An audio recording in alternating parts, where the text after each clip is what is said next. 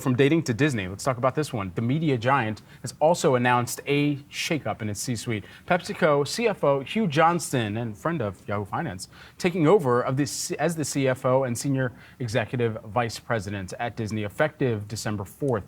CEO Bob Iger said in a statement his expertise will serve Disney and its shareholders well as we continue to do the transformative work that we are doing to drive growth and value creation. So this, no doubt, a huge move here, going from the food and beverage space over to the parks, streaming, and merchandise space at Disney. Yeah, we got to see how Hugh Johnston's going to, take his 34 years that he spent with Disney, how that carries over into, 34 years he spent with Pepsi, how that carries over into his new career here at Disney. The fact that he's leaving Pepsi after a 3-decade long career, more than 3 decades, certainly just a bit surprising here. We spoke to him just a few months ago about some of the trends that he's seeing from consumers, from their buying power. Obviously, insight that is going to be helpful when Disney figures out the path forward for their company right now under Bob Iger. We know Iger has announced a number of strategic moves here since retaking the CEO job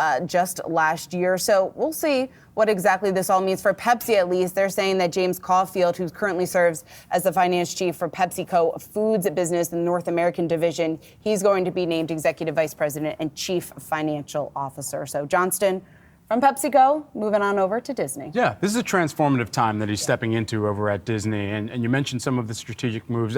Two things come to mind here for what Bob Iger and this company and the executive team now need to show to both investors, but some of the largest investors and the institutional investors, considering the activist campaigns that have come forward and some of them seeking board seats in those campaigns.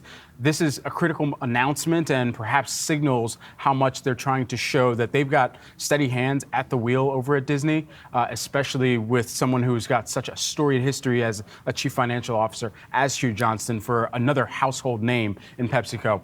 All that considered too, Disney is still at not just the lows that we've seen over the course of this year, but multi-year lows in its share value. So there is a lot that needs to be evaluated, and it'll be interesting to see where Hugh Johnston kind of sets his kind of first 90-day priorities, especially given the fact that you've got an entity in ESPN that the executive team has already talked about. What do we do with this? Yeah, exactly. I'm facing activist investor pressure here once again from Nelson Peltz. So hopefully we'll hear a little bit more about all this on the earnings that Disney has coming up later this week.